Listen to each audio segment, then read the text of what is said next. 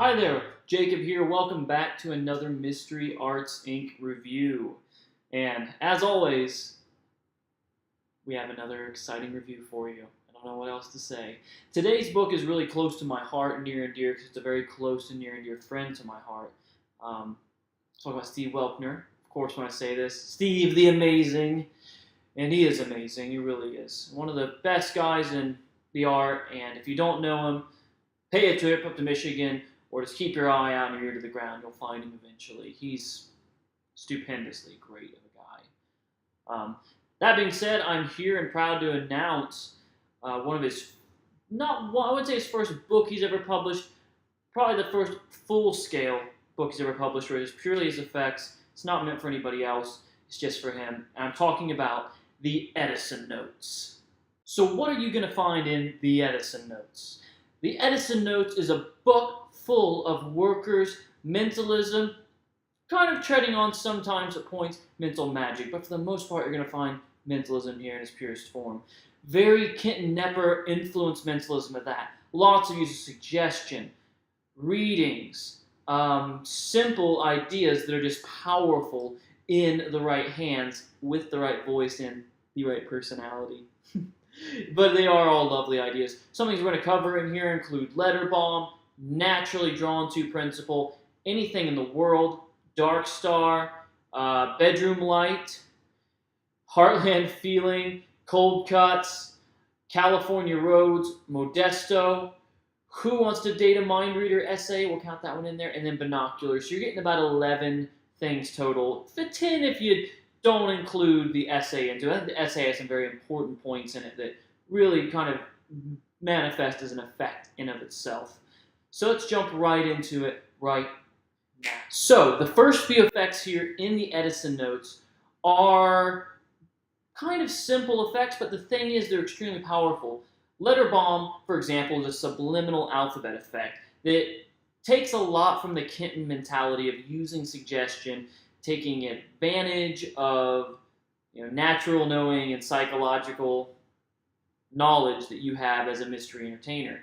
So with it, essentially, I don't want to go too much into it and give away what actually it is. Essentially, the effect is you ask somebody, you write down something, you ask somebody to freely name a letter of the alphabet, and boom, you've got it, but there's a lot of psychological banter and play in between that really makes the effect bigger than what it is, which is something very minimalist for our viewpoint as mentalists. It's important to also differentiate and understand that our viewpoint is not the best one.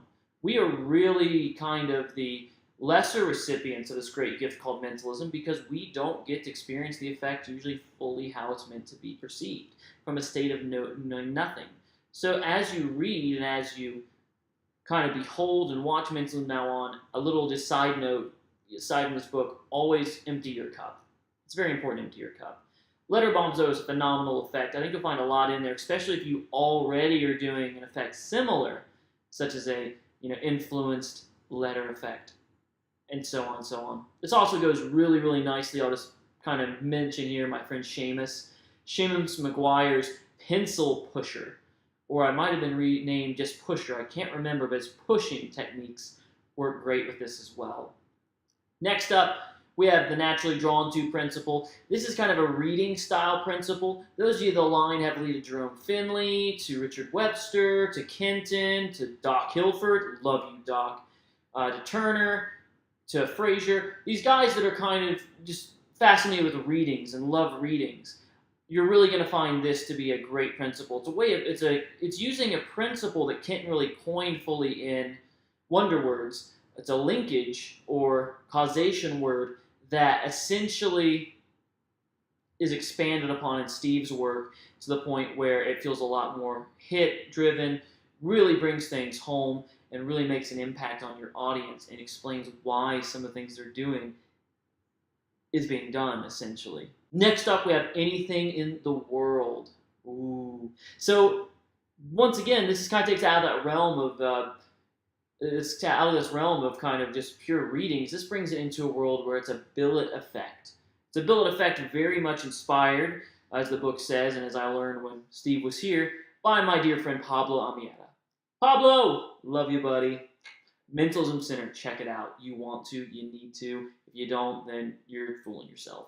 So, anything in the world is a really great billet effect where apparently anything is written on a billet.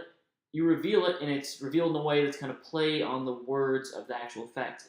Anything in the world, which I think is really, really funny and great what he's done there to kind of frame up your spectator as being this skeptic when really it's not the case in a lot of ways. Dark Star is kind of a take on Steve's approach to star sign divination. It's an intro script that has some really, really interesting ideas to it. So you're not going to get the actual anagram here, you're just going to get the intro script. But his intro script has that same kind of impact that the one that Pete uses. Turner, Pete, same difference. When I say Turner, I'm talking about Peter Turner. Same kind of effect that the one that Pete uses has, where it just makes the effect and takes it from this small bubble and just expands the bubble out and makes it much bigger, which I think is very welcomed in an effect such as that. Next up is my personal favorite thing in the book, and this is bedroom light. So the idea of it is simple. For those of you that enjoy Germain's Mind Museum principle, I think you'll be enjoying this as well. It's not Mind Museum, so you're not just setting a scene to, just set a scene and frame your reading.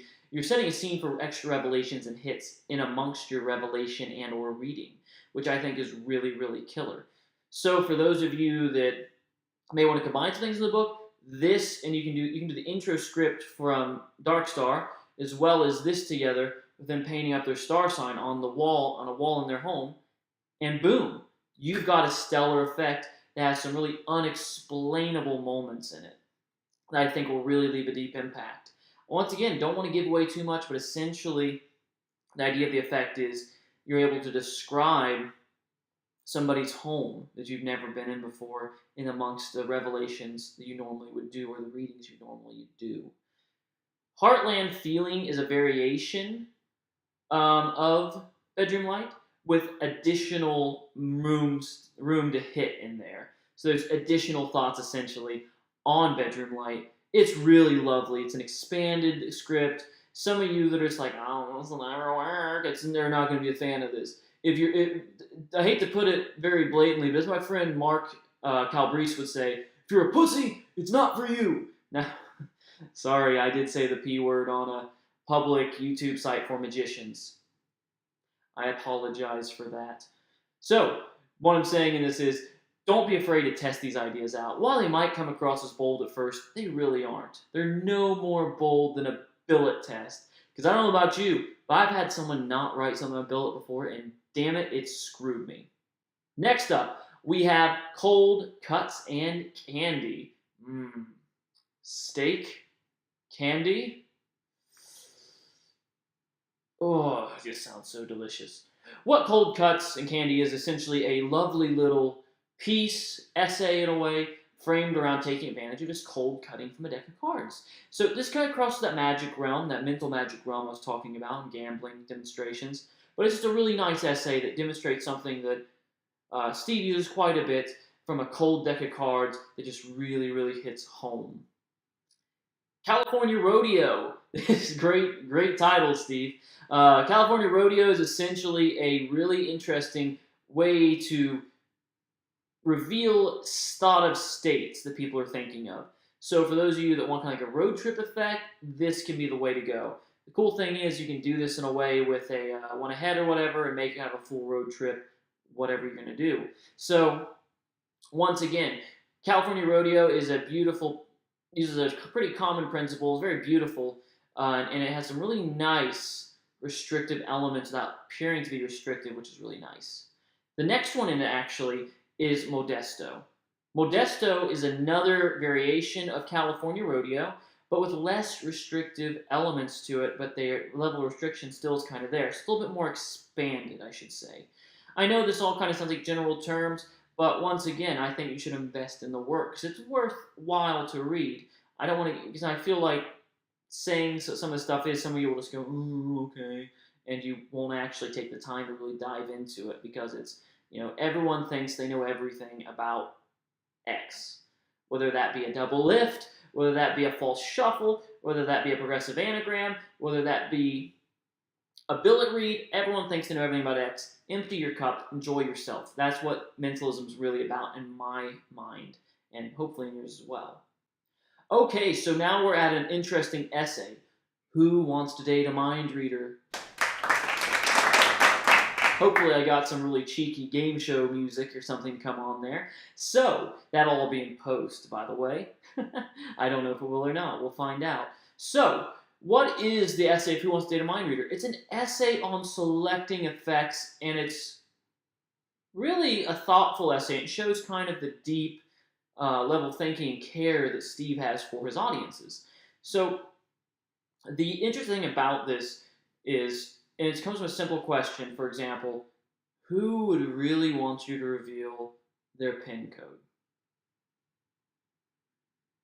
Read the essay and find out more. Essentially, it's a great essay that really got me thinking on the few different plots of mentalism that we guard and love dearly, but realistically, for a normal lay audience, they can be troublesome because they're a bit too invasive and can really turn people off.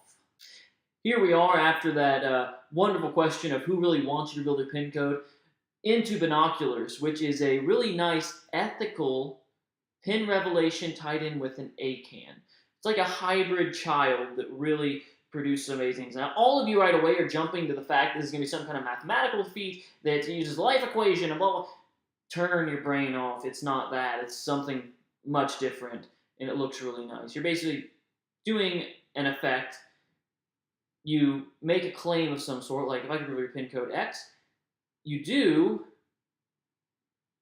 according to the audience, and then you've also got an ACAN at the end to bookend it really nicely. It's a phenomenal effect.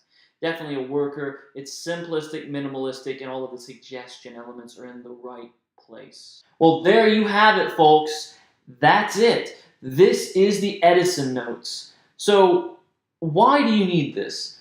Realistically, we don't need anything. Realistically, we need to just be creative and go out and really do our own thing, find our way, and do some incredible things and share some incredible things with our lay audience. That being said, the Edison Notes has some great tools in which to do that with.